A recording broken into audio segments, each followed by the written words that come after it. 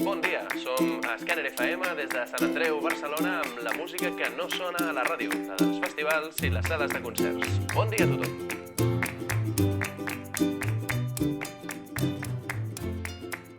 Som a un impressionant edifici del modernisme industrial, que és l'antiga fàbrica Fabra i Coats.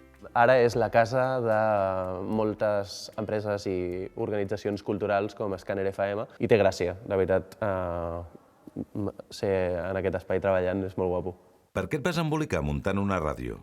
Mai m'ha agradat massa l'oferta general de la música als mitjans audiovisuals i com a consumidor dels mitjans audiovisuals, de la ràdio, de la tele i de la internet, i com a amant de la música, m'ha fet molta ràbia també, no? I l'energia de la ràbia canalitzada cap a la creació va ser, doncs, anem a fer-ho.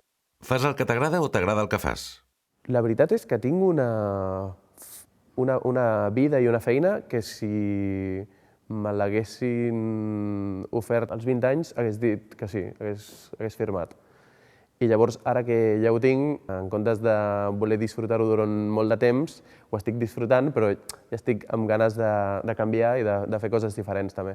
Què te'l canta un presentador de programes musicals? No he explotat mai la veu com a cantant, però en un moment donat, una opció suau entre De La Fe i Leonard Cohen podria intentar, no? En plan... Saps quina pregunta ve ara, no? No. Doncs hauries de cantar alguna cosa. Clar, però què vols que canti? Cumpleaños feliz, l'himne del Barça? Deixa-ho estar. Parlant del Barça, t'agrada el futbol? Sí. Bé, aleshores a la vida, atac o defensa?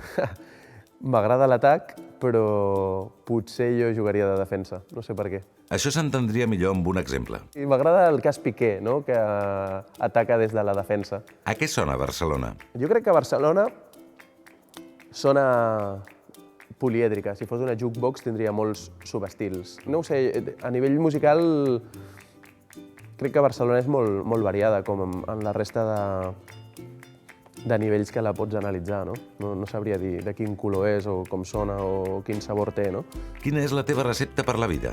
Aquí i ara seria la meva recepta. Intentar viure amb el present, connectat amb les coses, les músiques, les feines, els productes d'aquí i d'ara. Què és la feina ben feta? Per mi la feina ben feta és posar-hi sempre els 5 sentits en tot el que fas.